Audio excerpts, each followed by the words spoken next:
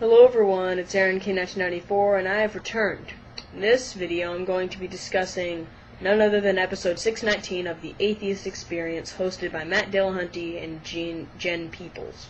In this episode they discuss the would they die for a lie argument, and their objections are just absolutely horrible. So let's get started here. Today's show, I have a question for you, and that is, would you die for a lie? So the claim is that Jesus must have been divine because his disciples wouldn't have died for something that they knew was a lie. So they must have known that he was the Son of God and that he was resurrected. Now, the way that pretty much any Christian apologist on YouTube would use that argument, this is nothing more than a straw man fallacy. Nobody would claim that just because the disciples died for the belief that they saw the risen Jesus, that therefore proves that Jesus rose from the dead. No Christian apologist on YouTube says that, okay? They say that because they died for it, then that proves beyond any reasonable doubt that they believed it, which then you have to explain the origin of the belief in the resurrection. So this is nothing more than a straw man fallacy. And of course, our immediate response to that is to point out that the 9/11 hijackers... Oh, brother, yet another straw man fallacy, and the usual stupid analogy used against this argument 10,000 times. The reasons why this analogy isn't valid is because Muslim martyrs weren't eyewitnesses to Muhammad. They were simply Muslims because their leaders taught them Islam. The disciples were eyewitnesses to the risen Christ. This is why this analogy fails. The apostles had to have seen what they thought to be the risen Jesus, or else there's no way that they would have died for it. The other problem with this die for a lie claim is that it makes several assumptions that can't even withstand casual scrutiny.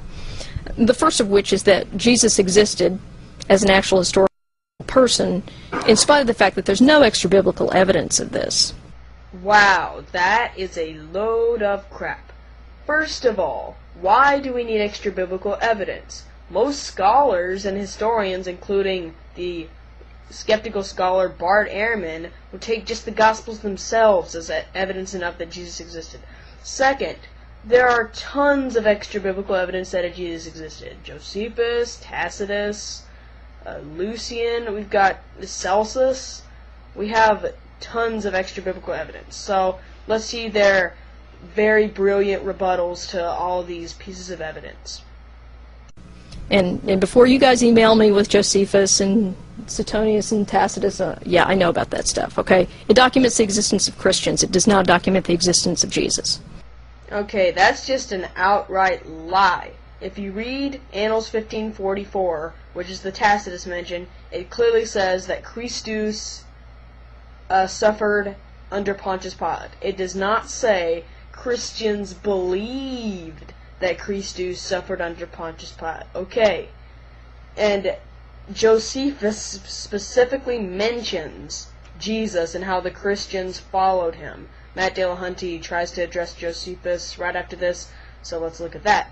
Jesus. Josephus, there's the passage that references Jesus. There's the testimony of Flavius, which is generally considered to be a forgery. One, it's not just the testimony in Flavianum. We also have the James, brother of Jesus, reference later on in the Antiquities of the Jews, which there's no evidence whatsoever that it's a forgery. Second, no, it is not widely regarded that it's a forgery. In fact, a study done by Louis Feldman, a leading Josephine scholar, he's not a Christian, so you can't say he's biased or anything like that. Out of about 50 scholars studying the passage, about 40 of them came to the conclusion that it was actually partially authentic with some minor interpolations.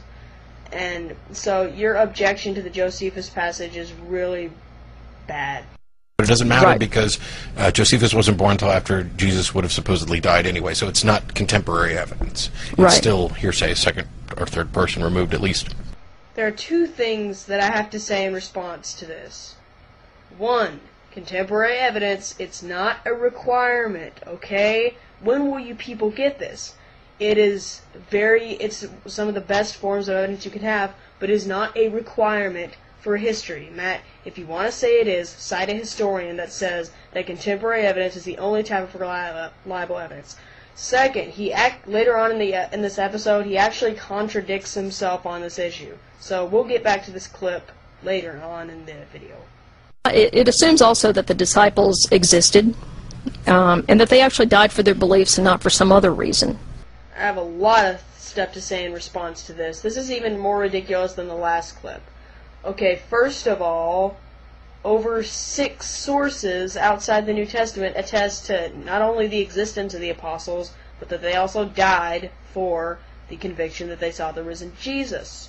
Secondly, the Gospel of Luke attests to this also. So that is evidence. Do not say, oh, circular reasoning is in the Bible, unreliable, blah, blah, blah. Third, we actually have very convincing evidence that 2 of the 4 Gospels are actually written by the apostles themselves. That is Matthew and John. I have videos on every Gospel defending their traditional authorship. And this clip was just really, really, absolutely ridiculous. And it also assumes that, assuming the disciples existed and Jesus existed and everything, that's all historically true, absent the miracle claims, or even including the miracle claims, assuming all that's true, that they were simply not deceived. They could have just been deceived.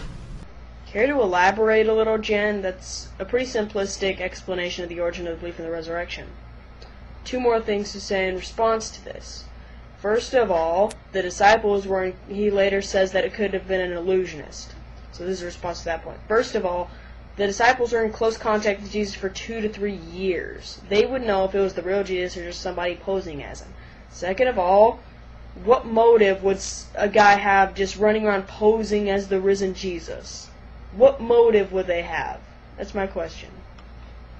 So as I'm watching this, naturally, I'm appalled at all these ridiculous things that they're saying. So I later call into the show. Unfortunately, the people in front of me blabbered on for hours, so I only had 4 or 5 minutes to say what I was going to say. So let's review that call and see what Matt Dillahunty has to say in response. Okay, when addressing the ex-biblical evidence for Jesus, I'm not going to go into Josephus because that just takes way too long, but let's just do Tacitus really quick. Okay, you say that Tacitus, he only referenced Christians, and this it's false. If you go to the Annals 1544, which is a section, it says, Christus, the founder of the name, suffered at the extreme penalty at Pontius Pilate. It does not say... Yes. I agree with you. Did you think I hadn't read the Annals?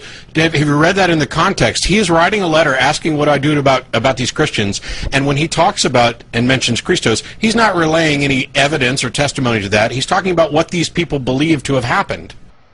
1. Tacitus' Annals, they are not letters. They're history books. Secondly, no, if you read the passage in context, he's clearly recording that Christus, suffered at Pontius Pilate. Third of all, whatever. Let's take what Matt Dillahunty is saying, and that this passage is just the description of what Christians believe. Well, using that logic, it doesn't make any sense, because later on, it's a clearly anti-Christian passage. He calls Christianity a mischievous superstition, hideous evil. So basically, he interviewed these Christians like, oh yeah, our religion's, it's mischievous, it's hideous, it's evil. This is absolutely ridiculous. Okay, you say he wasn't contemporary. Well, what I would say is contemporary evidence is not a requirement for history. You don't have to have a contemporary source. If you'd like to claim that, then could you please cite me a historian that specifically says that you need contemporary evidence? Why would I need to cite a historian? Well, because they know what they're talking about. They're the people who know, the criteria for history. No. Something as common as a crucifixion or something like that, you don't really need contemporary evidence. That's just what I'm saying. And I'm pretty much fine with that. Now, don't you find it interesting that in the earlier portions of the episode, he was clearly saying that contemporary evidence is the only kind of reliable evidence. He was just brushing off all the pieces of evidence just because they weren't contemporary. And even when I called and presented Tacitus, he's like, anyways, it's not contemporary, so you can't use it, it's unreliable. But then, when I actually call him on it and ask him to provide somebody who actually knows what they're talking about, he suddenly switches his criteria and says, well, I'm okay with them not being contemporary. This is just double standards, and he just switched his criteria real quick to dodge my question. Dishonest. So this concludes my discussion on episode 619 of the Atheist Experience, and showing how they're just amateurs in history, and they have no idea what they're talking about at all. And when they're called on the ridiculous statements that they said earlier in the episode, they switch their criteria real fast just to dodge your question. So, thank you very much for watching, and have a nice day.